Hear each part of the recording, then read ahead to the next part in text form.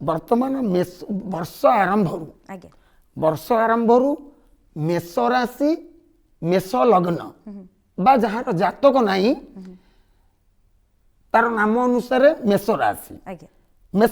व्यक्ति विशेष 2025 वर्ष प्रारंभ आर्थिक दिगरे पूरा मुक्त होबे मे 14 तारीख पर्यंत कहीं बृहस्पति द्वितीय भाव में धन भाव में थे धनर अभाव रही आनंद मध्य दे वर्षटी आरंभ हो कारण बृहस्पति धन स्थान रे थिबारु अर्थ लेन देन रे टिके हुशियार रहिबा निहाती आवश्यक रही कारण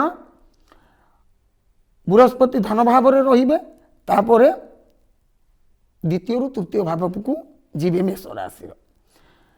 राशिधिपति मंगल चतुर्थ स्थान अवस्थान हेतु व्यवसाय रे जो कौन वाणिज्य क्षेत्र में उत्तरोत्तर उन्नति हम मेष राशि रवि बुध युक्त भाग्यस्थान रे रवि एवं बुधंकर युक्त जमी बुध आदित्य युग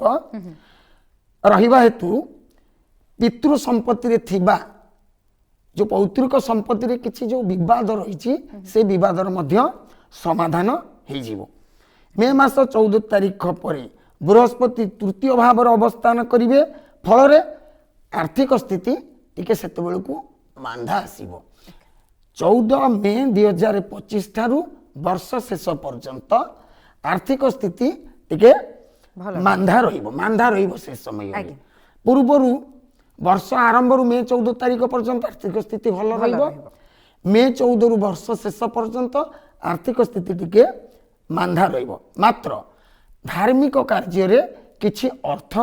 खर्च हेबो विद्यार्थी मानक क्षेत्र रे उच्च शिक्षा मिलिबो एवं उच्च शिक्षा पाई जदि विदेश रे छात्र छात्री माने पाठ पढ़िबा पई चाहुचंती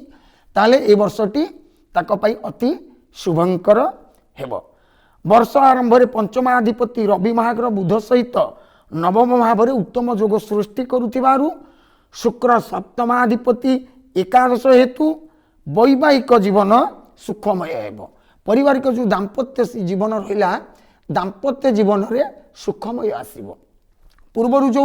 झड़ झंझा आसुथिला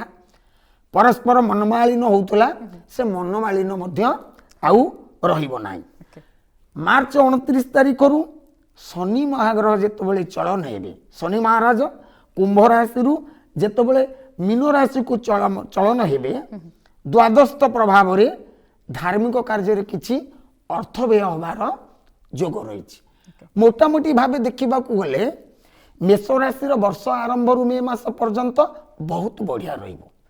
मे मास ठारू वर्ष शेष पर्यंत टिके माने कम भल रहिबार जोग रही किंतु ओवरऑली कहबा को गले मेष राशि व्यक्ति विशेषक वर्षटी भल रही मात्रा रे कोनसे खराब हेबार संभावना नाही निश्चित 60% बहुत भल रही मेष राशि वाला ओके तबे राशि